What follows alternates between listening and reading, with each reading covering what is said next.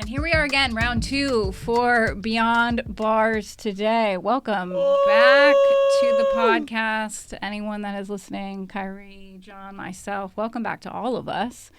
We're going to be kicking the dust off a little bit today, and you will be able to tell. Yes, but super happy to have y'all back. Kyrie the comic here.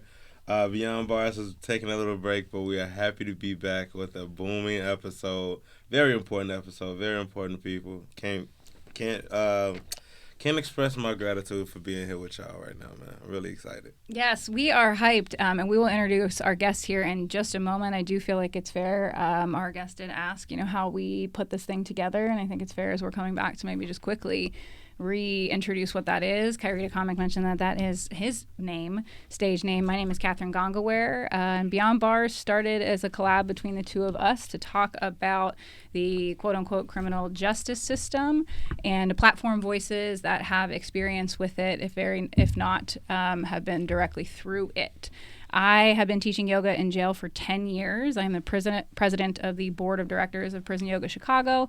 I'm also still a volunteer teacher. We are both stand-up comedians, so we do our best to make these conversations a bit more digestible and approachable and real to the degree that we can. What else do you want to say about yourself, Kyrie? Born and raised on the west side of Chicago. A ton of experience with different NGOs around the city. Ton of experience working with brothers and sisters as they're coming back home and helping them get incorporated with society, whether that be, getting a GED, whether that look like getting some addiction therapy. But most importantly, just filling in, trying to be what I consider a good citizen, right? I think a lot of people talk about things, but they don't actually contribute to them in any shape, form outside of their 9 to 5. And so I think that my entire life is just an example of getting involved wherever you can, see fit. And Kyrie had approached me about doing some collaboration work with an organization he was working with formerly. So we were doing some team-led stuff there when you were getting, I think, either had just received or were doing your Peace Circle certification, and then we're just leading community partnerships for a men's, I think, sort of professional networking type group post for many men post-incarceration. So yeah, and I think at that point I was actually helping brothers that were locked up with literary tools. So at that point we were still using poetry, rap, and things like that to understand our feelings. So, I mean, it sounds fluffy, but it's really important for people with those diverse backgrounds and even compound traumas to talk, right? Because they actually don't have a lot of situations where they feel okay to talk about their feelings and that they actually are asked or warranted, like, yo, no, please actually tell me. So it was cool, and I enjoyed that because this came out of it, right? Because that organization was not fond of a podcast that helped humanize people who were dehumanized by the system, but it was something that I thought was very important, especially being a direct and indirect impactee of the system. And Kathryn has a heart of gold and is serious about the work, so it only made sense that I collaborate with somebody that was just as serious. Yeah. Oh, thank you. One of those things is true. I am serious about the work, except for when we are unserious. And our podcast today, our guests on our podcast today, I think can pretty heavily, hopefully highly relate. Our guest today is John McCombs, comedian, congressional candidate. And we are so excited to have you, John. Yeah, thanks for having me. But like you mentioned, stand-up comedian, but also running for U.S. House of Representatives for Illinois District 7. So that those neighborhoods are the west side of Chicago, so Kyrie, where you were at / grew up, etc. South side of Chicago, so parts of the south side, primarily Inglewood, the Loop, the surrounding neighborhoods, West Loop, a little bit of River North, a little bit of South Loop as well, and into the western suburbs, so Maywood, Bellwood. Out west. Mm-hmm. Yeah, we gotta talk. Oak Park, Forest Park. Please save my neighborhood. Hillside. Please save us, John. So yeah, we got a lot of the west side for sure. Yeah. I got a question. So, are you familiar with some of the politicians out that way? Some of their work? Not, and then more know of some of them, yeah. But not like I've worked with them or anything like that. Okay, that's really dope. I did not know that you were so close to home, brother. Oh yeah, you got to give me a shirt because I'm gonna be out west. You got to. My mom went to Proviso East. Oh snap! Okay, but I'll say she grew up on the south side though. She grew up in Bronzeville, but moved out there when later on in her life. That's a really different district because you just described Inglewood, but then the west side. How is that? Is that some gerrymandering shit? How is that possible? Oh, of course. It's an upside down L. Like, wait, break it down for our friends that are listening that don't know what gerrymandering is. So basically, drawing the boundaries of the district in a way that gives you like your political party more power, because you get more people of like, oh, this one neighborhood perhaps leans heavily Democratic, so I want that as part of my district to make sure that I have a Democratic majority in this district, or vice versa, where you can chop up neighborhoods and dilute their power, dilute their their voice to give them less overall representation. So yes, there's of course that in Chicago in general. Chicago's very heavily Democratic, as we know, and the District 7 that I am looking to represent is one of the most Democratic districts in the country, in the sense that it is what we call D+36. So that means like there's no way in hell a Republican was going to win in this district, essentially. So whoever wins the primary, more or less, is going to win the general election. Wow. And can we just briefly on gerrymandering also for people, just remind them how that happens? Yeah. So the ruling power or the ruling party, essentially what they do is they go in and every once in a while they can either align. So on a congressional level, let's say each district is about 750,000 people. So if you look at a congressional map of Illinois, you'll see Chicago is broken up into several different districts that extend out into the suburbs.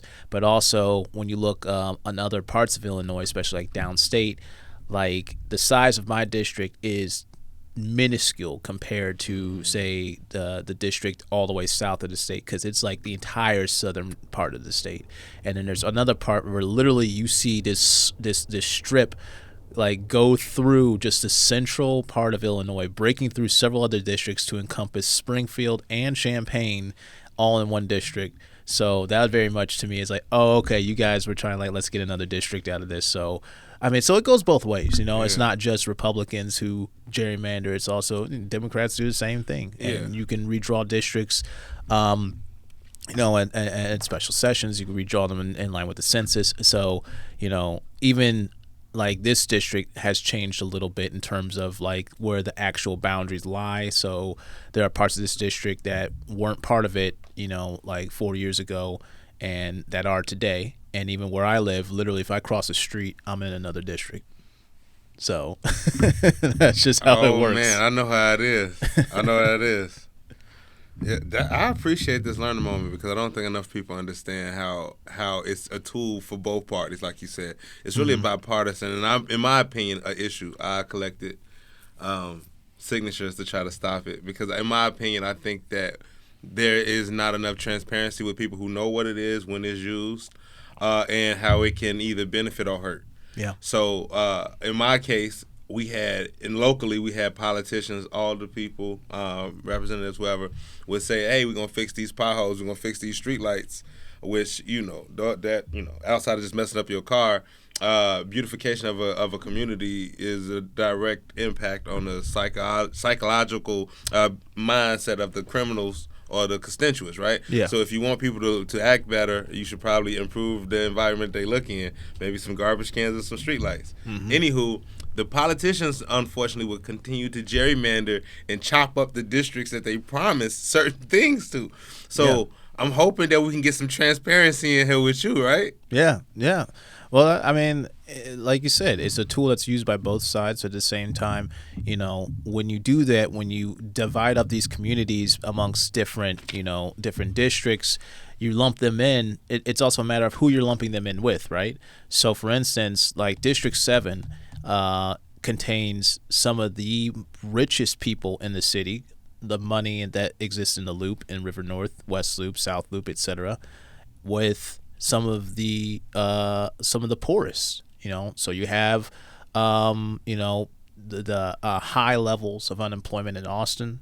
You also have North Lawndale. You also have Inglewood. So you have neighborhoods that have seen historic disinvestment, and literally at one point, I'm not sure what the numbers are exactly today, but at one point there's a 30-year gap in life expectancy between the west side of Chicago and Streeterville. So these different neighborhoods, it's literally you drive 30 minutes down the road, and each minute you go, you either increase your life expectancy a year or it drops a year. So I don't think people understand how crazy that is. Yeah. That you can get on a train and live longer, depending on what stop you get off on. Legitimately, yeah. This is so crazy. I apologize. I was texting about our sort of mic situation here to see if we can get it resolved. But I was also listening, and to your have a couple follow-up questions, and thank you for shedding some light on that. Yeah. I mean, to your exact point, I used to teach a after-school program in Lawndale for kids, obviously, and it was a yoga program. And the after-school cafeteria program that I was responsible for teaching in that school district for a yoga program was kindergarten through 6th grade. I think sometimes people don't understand like what kind of resource lacking we're talking, as though like a 6-year-old and a 12-year-old needs the same type of after-school programming or can sustain the same type of like physical activity or attention activity. Like it's so under-resourced for these kids the literal second that they are walking into a publicly funded situation. Yeah. It's embarrassing. So I wanted to help shed some light on that as well. I think for me, I don't know if you had something else you want to add there, but for a moment, but just to help sort of shed some light on your campaign, and your individual motivations for doing it. I think we're getting quite a few of them, and we also have flyers in front of us here for John McCombs for Congress in Illinois that we can shed some light on. I also have some Facebook posts screenshotted that I'm prepared to pull up. You be snapping. She brought the receipts. You be snapping. You know you be snapping. But receipts that I'm proud to read. I want to read some things that you have said so that you don't have to repeat them. But the promises from John's campaign flyer anywhere: no corporate money, no campaign spam, no insider shadiness, which he was just speaking to, term limits, no career moves. So those are obviously the promises. We know a little bit about you, but can you tell our audience and any of your maybe potential voters like why you're doing this? Yeah, so let me back up and mention that I'm also not a career politician. My background isn't in politics. I've never worked in politics. As I said on my flyer there, I was in the United States Marine Corps for 4 years, and I was a stand-up comedian. Still am a stand-up comedian, and so my background isn't in like making these connections. My background isn't in any of that stuff. Now, up until last year, I never thought I'd get into politics. I never even really considered a career in politics. I just thought that wasn't like where I wanted to be. But, November comes through and I see I'm upset. I see a lot of my friends are upset, and I'm online posting probably some of the posts you're about to bring up, just stating my feelings, and it's resonating with people, because I feel like so much of that frustration we feel is also comes out of a sense of loneliness, a sense of like, am I alone in feeling like this way? It feels like there's a disconnect between the people that voted for this and my values or my belief system. And so what I saw was a lot of people so frustrated, so fed up, and me also having that same frustration that I'm like, okay, this is all potential energy. Like, how can we convert this into kinetic energy? And kinetic energy for good, and I thought about what are the ways I can be the most effective. And the more I thought about it, the more it made sense for me to run for office. So I looked into this great website called Run for Something. They're an organization that helps people get started at the grassroots level, especially at the local level. That's where they specialize, is at local offices. And that's well and good. Local politics, local government is incredibly important, especially when it comes to like, your day-to-day things like your roads getting repaired, etc. The things that I was most passionate about were at the federal level. And so I thought, I made the calculation that that's where I can have the most effect. That's where I can affect things that I care the most about. So I was like, okay, well, let me look into this. And the more I looked into it, the more it made sense of like, what are we lacking right now on the Democratic side, I should say. And to me, it was fighters and communicators. So we have no lack of legislators. We have plenty of people who can write a bill, but if they can't get the bill on the floor for a vote because they don't control the House, then it's pointless, right? So we need people who can actually motivate people to want to vote for them and not feel like they have to vote for them because the other side is worse. I literally just, one of the first conversations I had with somebody, and this was at the park event you went to, Kathryn, was I spoke to this young man about like politics, and he kind of gave his perspective, and there were a lot of things about Trump he liked, and there's the same type of people, because I talked to multiple people, some people who voted for Obama and voted for Trump, and it's like, okay, well, how does that mentality work? And to me, it's somebody who's like, they're desperate for change, because what is the status quo isn't working. And so they will vote for whatever is not the status quo, because the status quo is crushing them. And I feel like more and more people are feeling that today, that status quo is not working and we need something different. And unfortunately, sometimes that different is what we see in our current administration. Now, I want to offer a different that is more reflective of what I believe the general population wants and more reflective of how we should be as a country. So that's my motivation. I like the idea of a fight, because I do feel like no politician right now in politics has a backbone. And from a veteran, which we'll come back to. By You know what I mean? So I like that. We know you can. Yeah, and you're a Marine, so I know you're crazy. But more importantly, I want to know, do you think you have what it takes to say no and yes where we are watching the people whom we've elected fail, right? Like, do you think you really got what it takes to tell AIPAC no? Oh, yeah. Yeah? Yeah, of course. I've been very clear about the fact that I don't want any of their money. And I don't believe in these, like, the way we look at how our foreign policy works is right now it is whatever Netanyahu wants to do. What?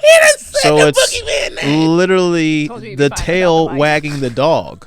Literally the tail wagging the dog here, And so when I see, like, he did these airstrikes on Iran and basically roped us into that shit to say, oh, I can't get to this last nuclear facility unless I have American bombs. And it's like, you started this under the pretext that we were going to finish it for you. And if you think it's over, that's not the long game here. So we think, oh, this was just a 10-day thing. And it's like, it isn't to the people who lost legs, who lost family members, who are completely changed for the rest of their lives. And that's why it's like we can't continue to just bomb our problems away, right? So that's – and – Coming from a Marine Corps veteran. Yeah. Let me repeat. Yeah.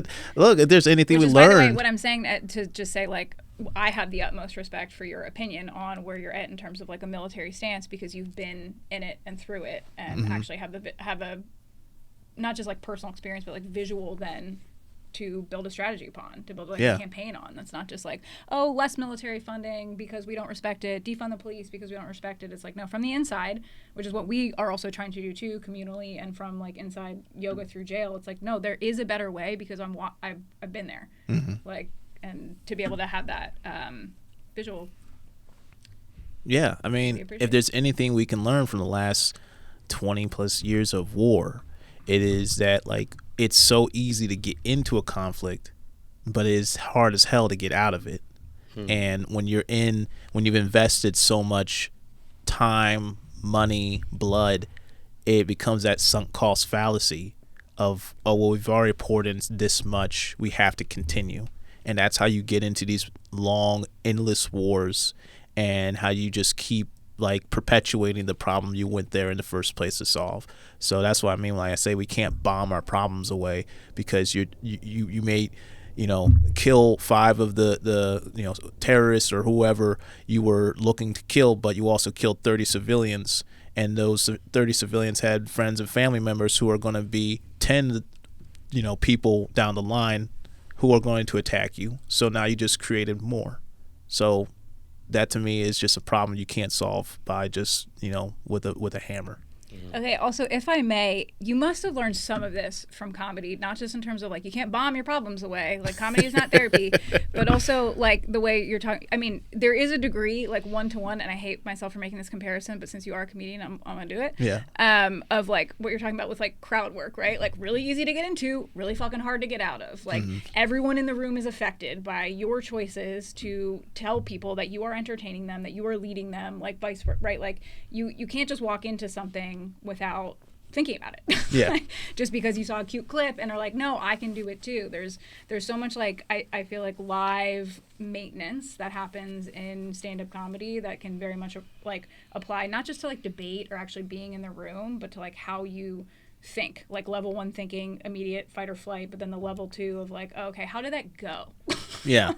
Well, I think the thing that comedy really helps out with in this regard is it encourages curiosity, right? So it encourages you to look at things from a different perspective and look at things perhaps, just essentially from a different perspective, because, you know, if somebody says something, right, we'll use your example for crowd work, you know, and gives you a response, your immediate reaction should be, okay, well, why? Let's get curious about that. Let's dig a little deeper, you know, and then you uncover something about that person that you didn't know just by looking at them, you know. And so that's where the you know, as a comedian, the gold mine is. It's like, oh, okay, now I can make this connection with this other person I talked to. They've got this background. Oh, they, you know, work at this place. That's a funny place to do. What's the deal with that? What's the best thing about your job?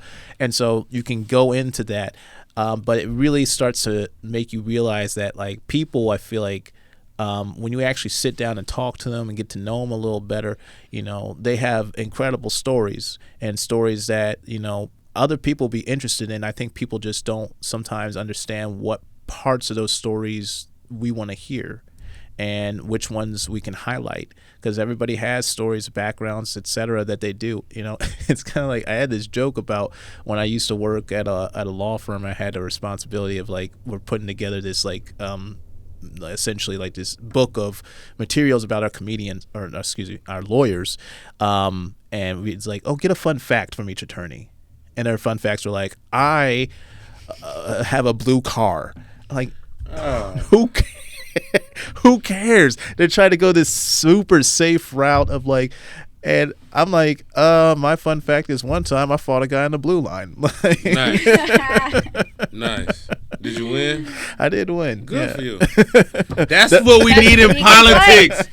Can your politician fight? Can your representative run their fade on a train? Fighters and communicators. God, I'm so tired of politicians that can't shoot the fade. But to your point, to slightly sidestep the fight, like, I think to that end too, when you're, like, asking the questions, asking the whys, like, I'm a former consultant, management consultant, and we used to have to do the, like, 5 whys, right, to get down to a solution, which is, again, comparative to crowd work, where it's like, okay, first of all, approaching it with good intention, right? Yeah. As you're saying, like, getting to know people. You're not even, I think, thinking about it from a strategic perspective, which is good, because you're not, like, an ingrained politician yet, but, like, that is what makes good crowd work, is when you're like, oh, I'm actually just trying to find something out about you, right? Not like, I'm here to fucking attack you. People can feel that immediately when you are looking for the bit, when you're looking for the clip, when you're looking for the joke, and they're like, no, please don't seat me in the front row. Yeah. Now, because of that, if you approach it with, like, some kind of intention, right, you're gonna find better solutions through just asking the questions over and over. Like, fighter and communicator is, like, so fucking important. So I'm just trying to highlight for you the things that we're seeing in you. Well, it's like communication, people forget, is a two-way street. You know, they think it's all about, like, what you put out there, but it's also how you receive information as well. So all the conversations, the face-to-face conversations I have, you know, they've been positive, even from people who disagree with me on, you know, certain policies or whatever.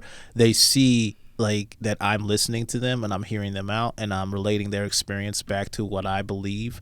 And, you know, we have discussions about what they believe too. And by and large, even if we don't agree on a particular policy, I've had people walk away and say, I would definitely vote for you, even though I don't necessarily agree with you on this one particular thing. I know where your heart is at, and I know, like, you're listening to me. And that's ultimately, I think, what people really want, is to feel heard and feel like they're talking to an authentic person. Yeah. Hell yeah. And they want people to fight for them, right? But not on the blue line, but in the White House. Maybe on and the blue DC. line. Maybe. But think about it. If he bring the same vigor if he to the fights White for you House, on the blue line, he'll fight for you in Congress. let me know when we're making a commercial. New merch. And speaking of fighting, I think that a lot of people are in a position right now where they feel helpless, right? And so when we look at things like our podcast, which we're super happy to have you here, but we have a justice system tone.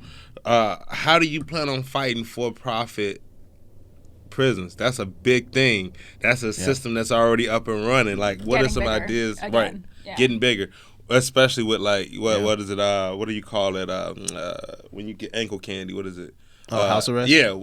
House arrest is booming right now. So, what's up? What we gonna do, bro? Well, certain aspects of our government that we have to admit, like, we can't just outsource. And anything where we treat people as commodities, as a profit margin, that shouldn't be an industry or area where we outsource. Like, we have a responsibility. That's why you can't run the government like a business.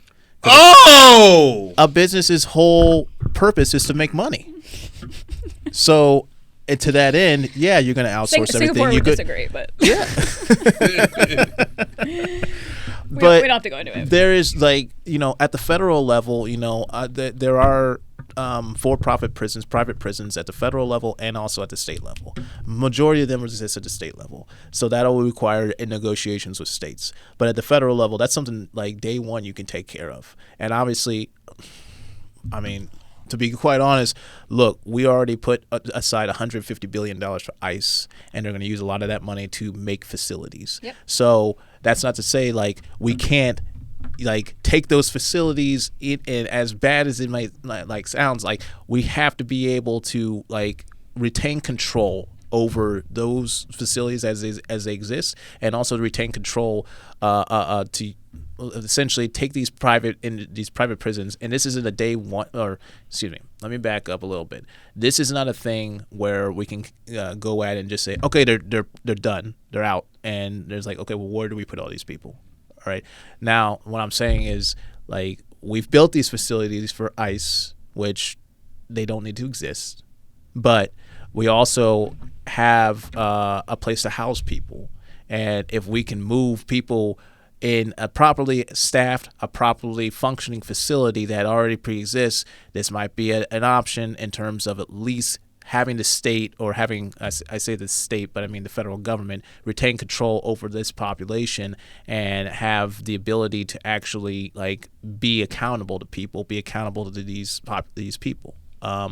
So that, go ahead. No, don't let me interrupt you. I had a follow-up question. I was going to say, would you say it's fair to say that some of, maybe even impartial, to say that some of these ICE raids, if not all, being that Obama actually deported more people than Trump, are specifically to incarcerate people in these for-profit prisons, to use them as human capital and to make money? Oh, yeah, 100%. Okay, just making sure that was broken down for 100%. And me, if no one else. The thing is, like, we spend so much money incarcerating people, just holding them there. Yeah, it's not to deport people. People are really confused about, like, getting these, like, illegals, criminals, or whatever out of the country. It is to criminalize people, to make for-profit labor for for-profit prisons that are capitalizing off of people.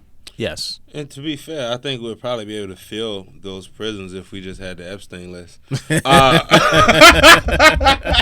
don't disagree there. Hey, release the files. Release the files. damn files. Okay, but they're going to be wiped. I think they're going to release the files. We can break for it here. Right? I think they're going to release the files, and they're going to be redacted. How is he not going to slither out of this like he always does? Well, I think there's going to be, I'm hearing all the information y'all are hearing, so I don't have any insider track here. But, pulling like 1,000 agents off of other cases at the FBI to basically go over these files, I'm like, there are people who are in the FBI pissed off about what they're seeing happen, and pissed off about being pulled off actual cases that they could be, pursuing to go over the Epstein files to see if Trump's name's in it. I'd love to see it. And I'm sure there are some agents who would be like, hey, dude's in here. Even no matter what he put out to the media, this is what I saw. And so if you think there aren't there are not people who have copied those files do not exist somewhere, then keep in mind the fact that, Elon Musk, who now apparently hates Donald Trump, is putting out there, hey, he's in the Epstein files. You don't think this dude who has some sort of, backup and say like, well, I've got my own little server, my own little copy of this stuff floating around just in case he does want to come after me and my contracts. Well, Trump did give him with Doge. He allowed him to go into those buildings and those spaces, and actually, it was reports of him downloading stuff and his teams downloading stuff. He's got all of our socials. But it's so much more than just socials. If Big Balls breaks the Epstein files, yes. Okay. Can I read you something that you wrote about the Epstein files yesterday? Do. Actually. Yes. But I know that you are aware of this, but I'm going to read for our audience, viewers, listeners. Not going to paraphrase, but I'm going to shorten it. Initially, I didn't want to talk about the Epstein mostly because of so much of it just devolves into conspiracy theories, and I'd rather talk about tangible things that affect everyday people. Great. However, after seeing Mike Johnson dismiss the House for the remainder of the summer rather than entertain a vote to release the files, all in an attempt to please one man, I think this is indicative of an even more damning subject. There are two systems in the United States. There's a system for the wealthy and well-connected, and there's a system for the rest of us. Goes on to talk about the criminal justice system, the immigration system, the political system. Find the post, share the post. It's a great post, but I screenshot it specifically when you said there are two systems. We talked about it before we started recording, because I think that is inherently what makes me put in quotation marks the justice system. Like, my ass. There's a justice system for who? Yeah. Right? A justice system where? How? Because every time I bring up criminals and people, quote unquote criminals, and the fact that I teach yoga in jail and someone approaches me and is like, why would criminals get yoga and you're not out here teaching me free yoga? I'm like, how many DUIs? When did your dad, pay a lawyer to get you off of those? Because it was probably after you were 18. Yeah. There are two systems in this country. Also the mentality that if somebody is getting something, then I'm losing something. Like, we got to get out of that. That whole famine mentality that somebody getting something else means I'm losing it. It's like, yeah, that's life, all right? And you're not losing it. It's just like they're in a different situation than you are. We're widening the path. Yeah. We're widening the path of what, we could talk about billionaires all day, all of that, but I just thought that was really we hear it often, but it bears repeating, right? That there are two systems, and that is a heavy, heavy focus of why we're doing this podcast, because felons versus people that have committed crimes are two different words for some reason. And it is a system built upon the fact that it relies on people cutting deals. I was going to say, it's also a very intentional reason. Yeah. If every case went to trial, first off, you'd see a lot fewer people in prison, and also the whole system would collapse because you just don't have that many judges, you don't have that many lawyers for every single, etc. Jurors, exactly. So it requires people to cut deals, and especially cut deals that are terrible for them for a crime they might not have even committed. So they're essentially just going to, I could take it to trial, it's going to cost XYZ, or it's going to take this long, and I could, possibly face, maybe 5 years, or I could take this deal and do 1 year, and I'll just take the 1 year deal even though I didn't do it. So, and that is specifically designed for, the people who are the most vulnerable, who don't have access to resources. People on the west side of Chicago, the people in Inglewood, the people in Maywood, the people in Bellwood. I just want to throw it out there because I think it's full circle. Yeah. The beauty in having a great communicator is we can communicate why it's important for people's day-to-day, right? Some people can sit there and say, hey, the Epstein files aren't important to me. Over 300,000 kids went missing in federal custody. So what you talking about? Yeah. Because federal custody means federal dollars. That means your tax dollars went to some staff of somebody when 300,000 kids went missing. At some point, we're going to have to start to look at the impact that we play on the bigger and how that bigger then impacts us. Yeah. So I'm really happy to have you here. And also, for people in those communities, if they vote for you, they throw their support behind you. Yeah. Can you name 3 ways their day-to-day will look different in a better way? Yeah. So one of the things I want to do is, let me see my 3 priorities. So my 3 priorities are crafting an American economy that prioritizes people, not corporations. So that means making sure corporations and billionaires pay their fair share. We close these loopholes, these tax loopholes that exist specifically for the richest of the rich to get away with, hiding their money, essentially. The loopholes are not there. They're not written for you and me, unfortunately. So that being said, closing those loopholes, making sure the rich are paying their fair share. Second thing is delivering worry-free health care for everyone. For everyone. Everybody, and this is across the line from the rightest of the right to the leftist of the left, is I have seen people say healthcare costs too much. That is a sentiment shared by everyone. And what we need is to transition to a single payer form of healthcare, ideally Medicare for all, so that we can negotiate these prices that are being charged by the pharmaceutical companies to us. We can get additional funding for the necessary amount of hospitals. That includes in lower income communities, urban communities, rural communities, etc. And so, we don't have people going bankrupt over medical bills, even though a person might have been the most thrifty spender their entire lives, and then they get hit by a car, or they get cancer. Yeah. One chemo treatment, $50,000. Who got that? Exactly. Shit. Exactly. That's what it costs out of pocket if you don't have insurance. So that being said, this is the type of stuff that we need to address as a country because it costs way too much. And then finally is respecting the dignity of all Americans and aspiring Americans. And respecting the dignity comes also from saying, we don't have a police force that is going to terrorize you, whether that's a federal police force or that is a local police force. And so that revolves around criminal justice reform. So I think that we need to have criminal justice reform that focuses, instead of on the punitive, on the rehabilitative.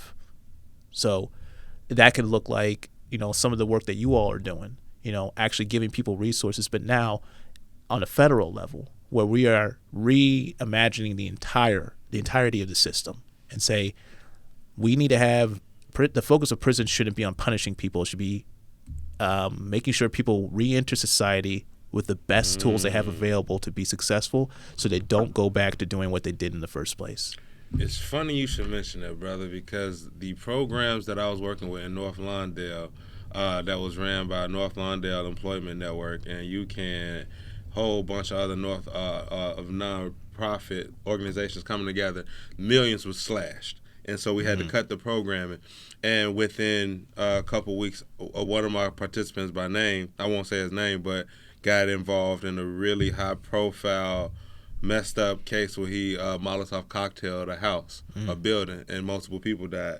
And when I sent it to the other therapists or the people that was working in the same group as us, I said, damn, we failed. And that's what it feels like when millions are slashed in those communities. And we wonder, what does this look like? It looks like more crime.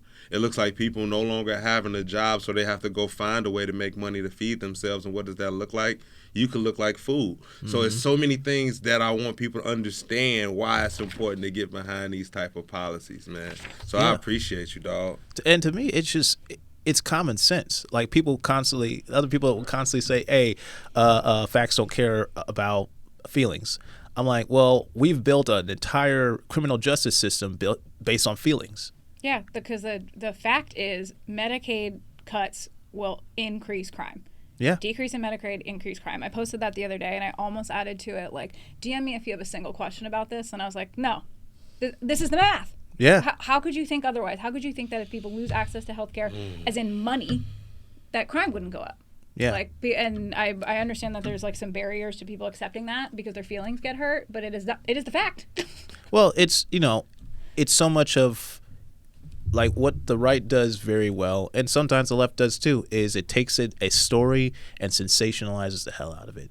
And they take that one story and they can blanket condemn an entire population. Obviously saw it with, immigrants and saying, oh, we'll name this bill after a woman who was murdered by, an undocumented immigrant. And so we can have all these policies that come in and just end up affecting millions of people because of one story, and because it's an emotional story, because people think, oh, that could have been my daughter, that could have been my wife, or etc. And obviously a horrible thing that happened to that person, but if we want to get into the nitty-gritty of not having that thing happen again, if we want to really affect change and really make sure that our communities are safer, then we need to be focusing on rehabilitating people and not punishing them. Because what happens when you punish them? Well, they come out and they might be worse off. They might just go back to doing what they know and have expected, right? So also, not just might, sorry to interrupt you, but not just might. Cook County's recidivism rate, you might be aware, on any given year is 90%. Yeah. On a good year, it's 70. Yeah. Like, that means almost everyone that comes out of jail is goes going to right go back in. Yes. And by the way, for people that don't give a fuck about people in jail, that means that they commit a crime before they go back into jail. So are your neighborhoods safer with a recidivism rate that high? No. And also think about if we want to take that out, we want to take and Allegedly. speak solely economics, right? That's good business, technically. That's what happens when you have a business model for But even people. a state funded. Well, I'm saying like in the sense of we are taking people out of the economy. Yes. Right? So we have people who could be paying taxes, people who could be starting businesses, people who could be contributing to society who are now incarcerated and no longer have that function. So literally it is a matter of economics as well. So that's why to me it's so common sense to see what we're doing currently is not working. And if we want to have safer communities, we want to have more productive people in society, we need to reform this. Yeah, Google's AI actually said this. I was looking up some like European stats versus U.S. stats, and just as a reminder to for all of us, the U.S. has 21 plus, I think 25% at this point of the world's incarcerated population, and only 4% of the world's population. Like that is just a statistic that we should repeat every podcast. 2 million people incarcerated, and Google AI's translation of what European prisons, and I want to give you a moment to speak on that because I know you have some experience with it. Yeah. European prisons, the purpose of those versus the United States purpose of our prison system, literally said European is obviously focused on rehabilitation, on re-socialization, which I thought was a really great word that they used, based on fines, more community-based sentences, so things like that, vocational training, like throughout the course of rehabilitation. And it said U.S. was not only intentionally punitive, right, which we know, but it said the goal was to incapacitate people. Incapacitate was what AI referred to our justice system as its purpose. Yeah. So, But it makes sense though, because you try to drain people. Incapacitate. The wealthy literally try to drain you. They try to oversue you. They try to lawyer up.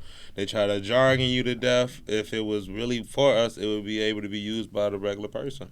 So let me ask, a question we ask every pod is, and we might know the answer to this, but do you support the prison system, jail as it exists today, and whether yes or no, is there a more ideal solution? And I think you have some thoughts on that. Yeah, of course not. Of course, I think the prison system we have today is messed up. And part of what I've advocated for is what we call the Nordic model. So the Scandinavian countries, Finland, Sweden, Denmark, etc., they have a great focus on rehabilitation with their prison system. And honestly, like if you look at their prison systems, like you can look up like, YouTube or Google, and it looks like summer camp. Like, the prisoners have like their own spaces. It looks like they're living in like cottages, and they can go like, canoeing and stuff like that. So I get to somebody who sees like this person murdered somebody, like that might not click in their head of like, why are we like giving them just such a like fun time? It's like, well, let's first and foremost treat crime as a symptom of poverty and a symptom of desperation. So crime is as the majority of it is. Yes. Yes, there's a small component, but as the majority of crime is economics based. Yes. So the Nordic model, like I said, focuses on taking people out of the situation they were currently in. They got them there, and giving them space to actually perhaps explore some of those things of like, how do they express themselves? Like, what's actually making them giving them access to, say, counselors, giving them access to opportunities, actually making them a better person when they get out so they can be successful. And so what you see in those environments, in those places, is that they get out and they have a very low recidivism rate. Very few people actually return to prison because now they're coming out and they are set up for success. And I should also mention the fact that they don't continue to be punished. That's another thing that we do that I think ultimately hurts people in trying to return to society is, they go on parole and they have a violation of their parole. A lot of those arrests that happen after they get out are violations of parole. That could be, anything from, they had drugs on them or in their system. They, didn't show up to a hearing or something like that. They can get rearrested for that, as you all already know. Geographic. Yeah. Yeah. And so when you put these limitations on people and also the stigma of, them applying for jobs, like, part of their parole, having to be employed. Well, now they have to put on their, job application that they're an ex-con. And so that already limits their possibilities for getting employment, also their possibilities for finding housing. So they are stuck in whatever environment that perhaps they came from that led them down that pathway. So part of what I'm also in favor of is expungement of criminal records, obviously with, caveats carved out for like murder, rape and crimes against children. But for people to say, I don't want that to continue to follow people for the rest of their lives, right? So after a certain timeline, or time frame, based upon the sentencing, if they have, good behavior, etc., then we expunge the record. Why should that be? If they have shown that they are a safe member of society, why should they continue to be punished for something maybe they did when they were 18, 19 years old, and now they're 33, 43, who knows? Yeah, I mean, I'm on board. And I get the fear that people have when they're like, oh, I don't want to, someone living next to me who's a criminal. I don't want someone working, in our office who's a criminal. And it's like, your neighbors are criminals. Yeah. Committed crimes. I'm so fucking tired of this narrative. Your president got 30-something felonies. Yeah. I'm so fucking tired of this narrative that we haven't committed crimes. We all haven't committed crimes. You got slave owners on your money. We're just what are you talking transparent about it. And anyway, obviously there's like a stigma around it or whatever, but what I lost my but I mean, in anger. To me it's like it's the end goal. What is the end goal here? If the end goal is making communities by and large safer, then we should be willing to say like, hey, let's try this. Let's at least try it. And I think already, especially in the city of Chicago, we're starting to see the fruits of our labors with Brandon Johnson having a lot of these violence intervention specialists get involved in the community, and we're seeing reductions in shootings, having crisis response forces that are tied to 911, so people who are going through a mental health crisis can get help. It's still a very limited program, but it is already showing it's paying off, and that's what I think we need to be doing, is investing more into those programs that give us an alternative to just going straight to the police. And you can use this as an experiential stat. Again, I take no ego in this. I've said this on the podcast before, but I've been teaching yoga in jail for 10 years as a rehabilitative program in jail. The recidivism rate in Cook County, as we said, was anywhere from 60 to 90% on any given year. I have never seen the same face twice. So that's not a testament to me. I think it's a testament to yoga, but it's a testament to the fact that if people show up, it is a behavior-based program, people opt into it. But again, if folks that want to improve or change or just not be trapped in the system in return, there's so many other different ways that I could phrase that would probably be a little bit more professional. But if you opt in, right? If you opt in, you should be given the chance to opt in to a different life, to not being fucking stuck in the hamster wheel. So I like to tout that from time to time, not as a representation necessarily even of our program, though it is, but of the effectiveness of rehabilitative work. Like 10 years is a long time for me just to have the personal. It's really hard for us to make statistics otherwise, right? Because we don't like to track people down, trauma sensitive type work, but like that is a fact. And one of the things I also want to explore is like, using more programs like that, but also programs that are specifically staffed by people who are formerly incarcerated. Yes. Because which we also do. Yeah. Because facts are people want to listen to somebody who has had their experience more, right? So if somebody knows where they came from, has lived their life, like obviously you get to go home at the end of the day, and they don't. But if you have somebody who knows what that's like, they might be more willing to take that class, or might be more willing to listen to that person, because they look at them as like, okay, you know what the situation is that I am at. Yep. So you can. I want to listen to you because you actually have lived my life. Yeah, we have teacher. We're in recruitment right now with teachers, and a few folks that I interviewed are like, "Yep, I do have experience." And no, it is.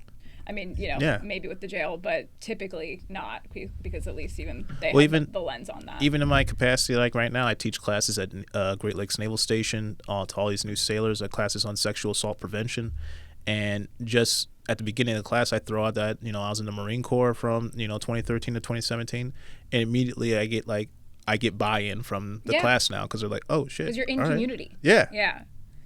Which I very much appreciate. I wanted to also note for you, John, I think you were both in community with this stat and also a little bit ahead of the curve. I heard today that the day that Mamdani won, 4,000 young Democrats registered to run for political office, which I think is like super impressive and awesome stat. And you, I think, represent that sort of new sort of voice. I think you'd registered and were sort of well on the way by that time. But I'm just so appreciative of what I think also is a little bit of like your comedian ideology, right? Which is like, I could argue for some of us a degree of narcissism, but it's like, I can fix this. Do you know what I mean? When there's like a room, everyone's bombing, and you're like, no, I got that. It's like, not me though.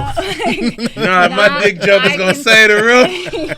I can fix it. It's gonna be different. I can fix it. And we are naturally humbled, but like, there's just something about. I'm rewatching Veep too, so it's always also a reminder, I think, of all of our shadows and all of our like. I mean, you do need in the light, but look, you do need a degree of, I don't want to say delusion, but like Yeah. a degree of like faith in yourself.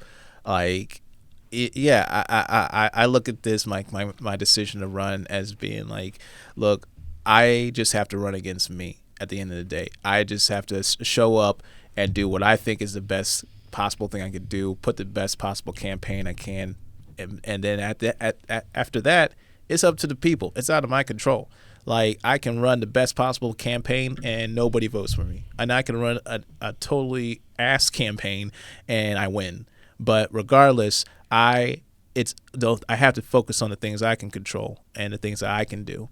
So ultimately, that's why I walk 10 miles and stop in and talk to people, because I'm like, okay, I can control that. I can't control how much money people give to my campaign, but I can spend my day going around, walking in barbershops and small businesses and talking to people.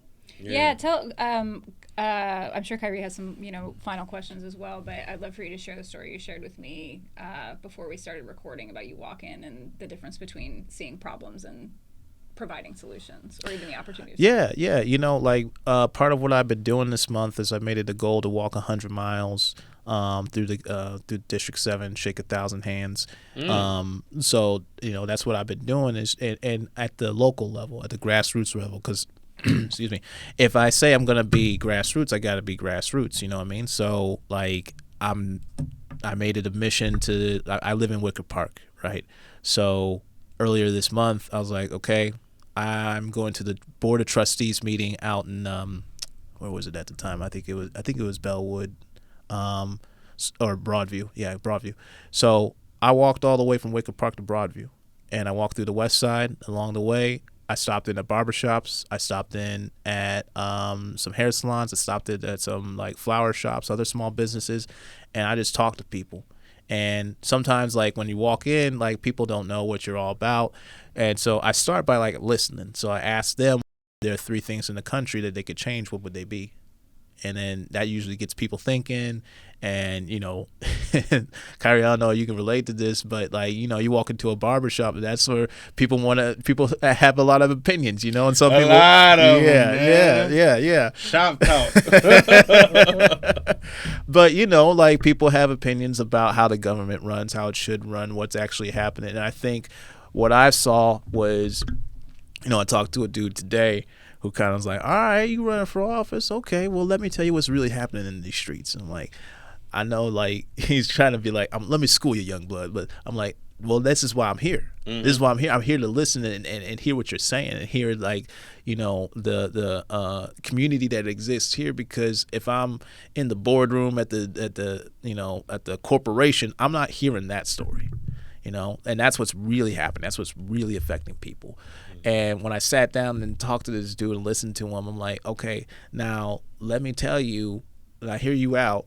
And let me tell you, like, how I'm different, how I'm here actually listening to you, how I'm here. And this is why we're having this conversation right now, because this is the type of person I am, is a person that wants to not forget about the people who actually live here, who actually work here, who actually, you know, see the community and have those day-to-day struggles, because that's what's important to me. And so when I walk out of that barbershop, this dude had a different perspective and he's like, all right, I like this dude, you know, like you come at it skeptical because, of course, like someone walks in there, they're introducing themselves as a wannabe politician, etc. Like, yeah, you're going to be a little skeptical, especially when politics haven't done much of anything in your life. So yeah, you're going to have some thoughts and some opinions about, okay, who's this person trying to sell me on something? But I'm like, let me hear from you what you need, what you want, and what's important to you. And then we can have a conversation. Because that's where we got to start, is by hearing people first. And then that's the base level. Yeah, and I loved what you said, too, in that conversation earlier, if I might bring it back to when you were talking about also sharing sort of problems, listening, being the effective communicator there, and then pausing and saying, like, have you thought about the fact that there could be a better way? Mm-hmm. Right, like in a different solution, because I think especially like as people get older, which I completely understand, I get more stodgy every fucking day.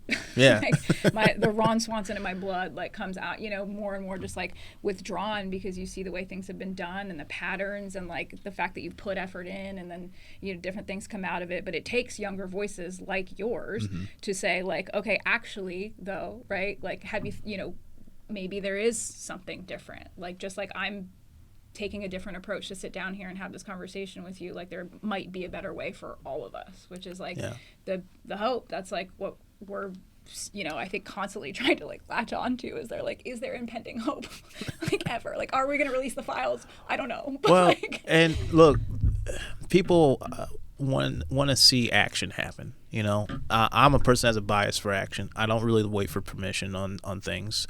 I know sometimes that gets me in trouble, you know, but it is what it is, because I'm like, I would rather be doing something than just sitting around and waiting for something to happen. Mm-hmm. So and I feel like a lot of people feel that way, and feel that way about when it comes to politics too. It's like, why can't we get this road repaired? Why can't we have a grocery store in our community? And I think like all the things that hold that back from happening, the bureaucracy, the zoning laws, all this crap, I think they would gladly throw out a lot of that stuff if they got the end result done. And that's what people want to see, is somebody who's like unafraid and willing to actually do the hard thing, do the work, and say, you know what, fuck it, I'm just going to do it. And that's what Trump and Obama, to your point, circling all the way back, both looked like. Right? Yeah. It was like breaking status quo and saying like whether or not that is true for either of them. I will say at the very least it is true for Trump. He didn't give a fuck. Yeah. If there's one thing you can say about him, he's gonna act. He's gonna say. He's not necessarily gonna do what he says or act on what, you know, like any kind of like right, normal, soulful motivator. But like he's gonna do something. Yeah. Like usually the wrong thing. But I think that people like the idea that there's like the rebellious attitude and that there's an actor. Yeah. Like there's someone that's actually gonna fucking do something. Anything. At the very least, entertain us. You know, which is a big part of our culture as well. Well, and also but we got a comedian now. Ooh, I think real talent. That's what we really need. I need a real entertainer. Roast DJT. I don't know if I can do a better job than what South Park just did. That Yeah, it did. Just- Shout out- big shout out stuff. that was salt on the Oh, earth yeah. right there. I blew a good part of my afternoon watching parts of that. Okay, I have a final question. Do you have a final question? No. Well, first of all, thank you for being on the podcast. of course. We'll Thanks for having me. wrap up here Amazing. shortly. We like to ask people on the way out. We talk about a lot of. First of all, we will also give you the opportunity if there's anything you want to say in closing remarks as well, especially to practice on your campaign. Not that you need to practice, but you certainly we have the audience here as we have a pretty specialized. Specialized is that the word? Niche. Niche. I like niche. Niche. I don't know. I Yeah. like niche.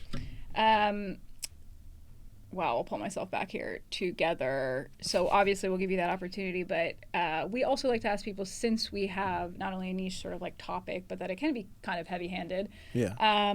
What sort of we call it arts and activism, what you're listening to, watching, any kind of art you want to platform, and then if there's any sort of organization you want to platform from the activism perspective too, people doing good work or making good music or making good art, we think to the again whole tenure or to the whole sort of content in this conversation that's valuable. Yeah, I think on the art side, I've been listening to this audiobook called Abundance, and it's by Ezra Klein and I think somebody else. But anyways, it talks a lot about the failures of democratic policies and democratic leadership, and how a lot of the processes that are put into place become just completely detrimental to any action getting done. And it's why we, see ourselves in an affordable housing crisis.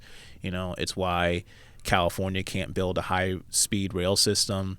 At the same time, China can build 3,000 miles of high-speed rail. So that's been very eye-opening. Maybe not eye-opening is the word, but it definitely confirmed a lot of the things that I had thought about. Why can't we get things done? And I think it's a very good read / listen. I'm listening to an audiobook. And in terms of groups that I think are doing great work in the community, I just actually did a podcast with Teamwork Inglewood out there, trying to make the community a better place. I've done some work with Growing Home. They're another a community. Like a NGO that does some work on the south side. They have an urban farm, essentially. I did some work with them volunteering, but a lot of the people that are there are returning citizens, and they're doing great work out there. And there's one last one I wanted to. We just did a launch party where the price of entry was a donation off the wish list of Housing Forward, which combats homelessness in the western suburbs. So we just dropped off 36 items that we collected at our launch party to Housing Forward back on Wednesday, which they're very appreciative of. I think they do great work. And so, these are just a handful of organizations. There's a whole lot of them out there. And I know I'm missing a lot, but, there's a whole lot of people doing a lot of great work. And, none of these, obviously endorse me. I don't want that to be, a miscommunication or anything like that. But I will say, to me, at the end of the day, helping people is what I want to do. And these are organizations that help people. And that's what's important to me. So I think that they deserve people to check them out and, get the support that they need. Yeah, what I've heard you say twice now that I will repeat is that whether win or lose, you just want to, at the very least, help some people along the way. We know you're capable of winning. We know you're capable of fighting. We know you're capable of communicating. But I think that bears repeating again as well, that you're actually out here for the people, as is your website, right? John for the People. Is that the website? John for the People. John number 4. John for the People. John 4, number 4. John thepeople.com. forthepeople.com. What else can we plug? Events you got going At on? McCombs for Congress on social media. And you're doing canvassing, walking. Yep. So we're doing we're doing some what's about to come up is ballot access season. So that's the big thing that we're pushing for, is to actually get on the ballot. So we need over 1,000 signatures at minimum to get on the ballot, but obviously we want to get way more than that. So people who live in District 7, so like I said, West Side, South Side, Loop area, out to the western suburbs, especially. I want to, get them involved because, I'm looking to be your representative, and hopefully, like, you want me to be your representative, but also, like, if you got questions, absolutely. Reach out, ask. Be more than happy to talk to anybody who wants to talk to me. And the last little thing I want to mention is something that you brought up, Kathryn, is about, in response to my Zoran winning the primary, is now all these people coming out of the woodwork who want to run. And that's something that I've seen personally firsthand. I'm already in, like, Signal group chats with, like, not Pete Hegseth, but, by accident. But, I'm in group chats with other progressive candidates, other people who this is their first time running. And, what I see and what I've seen is not just the people who want to run for office, but the people who want to do good work, people who want to help people. And I believe in my heart of hearts that hope is infectious. And I think when people see people doing something good, they want to be a part of it. Because even when I was out volunteering with Teamwork Inglewood and we were just doing street cleanups, it's me and a handful of people with T-shirts on picking up trash along the side of the road. Random people come by, like, hey, you got an extra bag? Like, I want to help. And that's the type of energy that I see around, and I think we don't see enough of, because it's out there. It's for sure out there. There are a lot of people doing great work. And so, to some degree, stop the doom scrolling. Get, if you're upset, there are several different options of places you can volunteer, places you can donate, places you can get involved. And I can almost guarantee you're going to feel better if you get involved. I almost guarantee it. And help us too. We're trying to do good things too. But, at the end of the day, just get out there, get involved, because it's what's going to get us through the remainder of Trump's term. Yeah, and you do attract that energy, John. I mean, from the early Facebook posts is how I thought you might be building something, just if I had sort of my, like, consultant spidey senses up. And then I saw a Zoom link that was like, maybe if you want to talk about stuff. And while I inevitably missed that Zoom meeting, I was impressed by the way that I felt like you were attracting good people doing good work, because you were not being afraid of saying what you felt like was going on, and your not just frustrations, but like the facts around what could be problem to solution, and what the obvious problems were that a lot of people are, like, afraid to talk about. Everything from, Netanyahu to criminal reform to Epstein list. To the Epstein file. So where we very intentionally had you on our first episode back, because we, like, regardless of where your policies lead and, like, where the campaign leads, that you are part of this new wave that's saying, like, no, fuck it, we can do better. Like, I can fix it. Yeah. So. Yeah. It's real. Yeah, just, everybody do whatever you can to try and make the world a little bit of a better place. Like, we got to get past this whole selfishness kick that apparently the country is on, because honestly, that's not what I see when I talk to people on an individual level. I see people who want to do good things for others. So, yeah. It's community. Amazing. Thank you, Kyrie. What do you need to plug, talk about? Where are we this week in the Kathryn and Kyrie universe? Just super happy. In the next couple of weeks, I'll be teaming up with Arlita Hall to teach some youth at Malcolm X College how to use comedy to deal with trauma.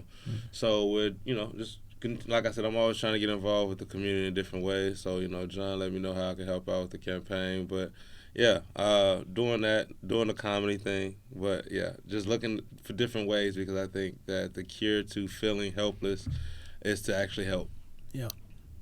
Yes. Absolutely. And I'll just add that Prison Yoga Chicago recruitment is currently closed. That's where a lot of my time has been the last couple months. We are filming my web series right now, which I will plug certainly when it drops, with the support of a couple people in this room. I'd like to plug and support Michelle, our new sort of ops producer in the back, Tyler, Cams, and ops in a good way, though. Ops, not our bad ops. No, Operations. White ops. Operations. White ops! White ops. White ops! White ops we call white ops we call the defendant. I hear white people. I hear white up people say ops sometime, and you can't. Don't talk like that. It's not ours. It's not ours. It's not ours to have. Oh shit. Management. Not to be confused with Black Ops. Shout out to Call of Duty. I'm sure I will get heat for that, but we at some point we have to bring it back to comedy. And the Thursday show every week is now my new material show at the Lincoln Lodge, run with a few other excellent producers here. Which is just fun. Come out, it's $10 every Thursday, 7 p.m. And that'll be like a large majority of my promotional work over the next couple of months while we're doing web series and podcast rebuild. Some headlining stuff in September. So thank you for letting us roll back with y'all. We know it's going to be a build again. We apologize that we've been gone. We did finally get some funding to return. So shout out there. You will be seeing some of that, and it's going to be incorporated in a very fun way. We just thought, out of respect for the congressional candidate in the room, Congressional Candidate. We'd halt that work today. So that's dope. Remember that show we did at Humboldt Park that one time? It was in the grass. We've done some weird ones too. Yeah. Was this during COVID? No, well, I think it was right on the edge because we was outside. Okay. The park one is like outdoor. Yeah. That's when I was like, hey, he a real one, because I was like, you up here in Humboldt Park cracking them jokes. If you can do a comedy show in the park, you can. Humboldt Park. You brother. can and will. You're about to get more. humbled in Humboldt Park. You can and will do more than most of Congress. So, I see it's McCombs for Congress on social. Follow there. JohnForThePeople.com is the website. If you are in his district, sign. Right. What can it hurt to have somebody on the ballot that wants to do good? Yeah. All right. And keep talking. We appreciate y'all. This has been our first episode back of Beyond Bars. Peace.